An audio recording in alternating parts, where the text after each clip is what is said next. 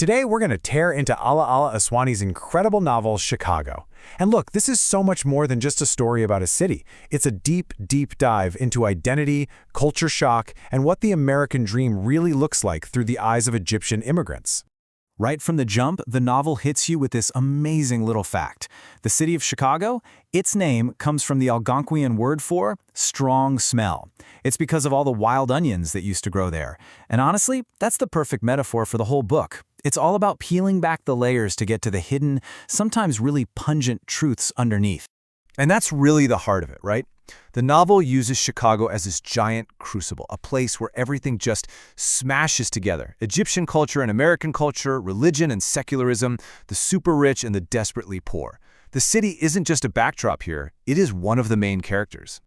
All right, so let's really dig into this idea of Chicago having two faces.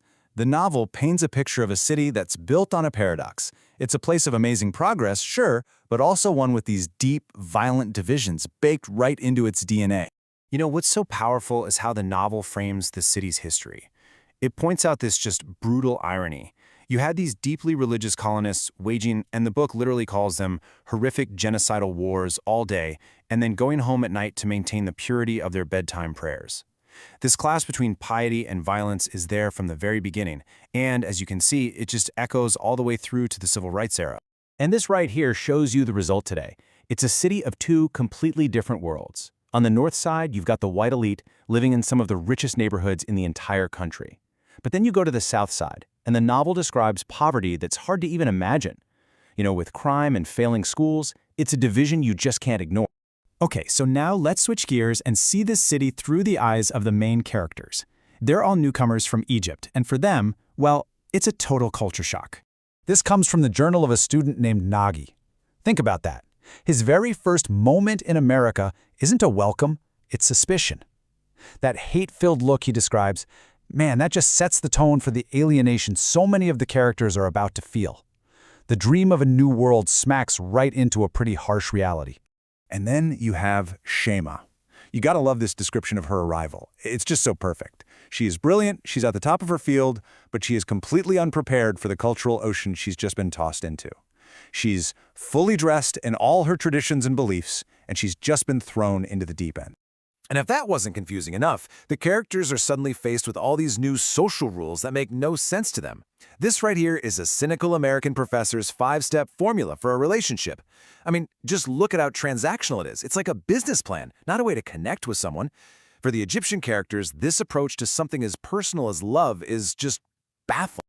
So this massive collision of cultures, it doesn't just happen around them, it happens inside them. It forces them into these intense internal battles. So for our next section, let's look at how their deepest beliefs, the very core of who they are, get put to the ultimate test. So to really get what's at stake, you have to understand where they're coming from. This is Shaima's mother's voice, her warning. It's this bedrock belief that her body is her honor, a sacred trust from God that has to be protected. This is the absolute moral code she brings with her to America. But then, you see the shift. Later on, after she's been exposed to all this new freedom and temptation, Shemaiah starts to think differently about her faith. She starts looking for loopholes. She starts to rationalize. And that absolute certainty she arrived with, it just starts to crumble. And you see the same kind of split in another character, Tariq. I mean, look at this.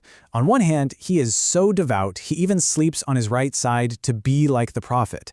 But then in private, he has these wild, almost violent fantasies, literally clapping in sheer ecstasy watching pro wrestling.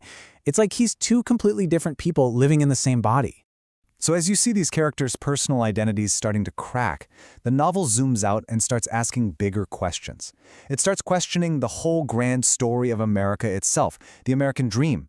Is it a real promise, or is it just a big deception? And this is where we meet Dr. Graham, that cynical professor from before.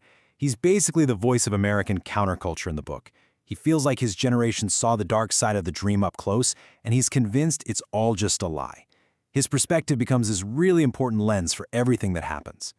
And the book just keeps hitting you with these jarring little stories that poke holes in that American myth. You've got kids suing a hospice because their dad isn't dying fast enough for them to get their inheritance, a brilliant surgeon who escapes persecution at home only to find this whole new kind of emptiness.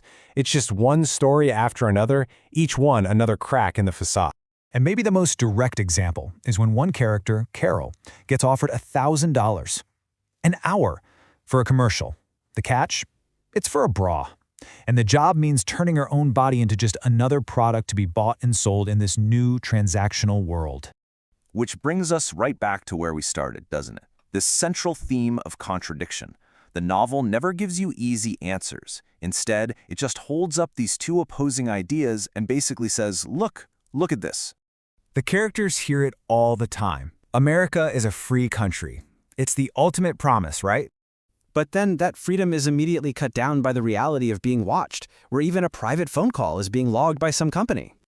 The novel gives us that image of piety, of the nation's founders, deep in their bedtime prayers. And then immediately slams it against the brutal violence they were carrying out in the name of that exact same faith. That contradiction is baked in from day one. So at the end of the day, the novel just leaves you with this enormous question. It strips away all the myths and forces you to stare at this complex, messy, contradictory reality. Is the American dream really about freedom, or has it become a system where everything, and maybe even everyone, just has a price tag? It's a question that really sticks with you.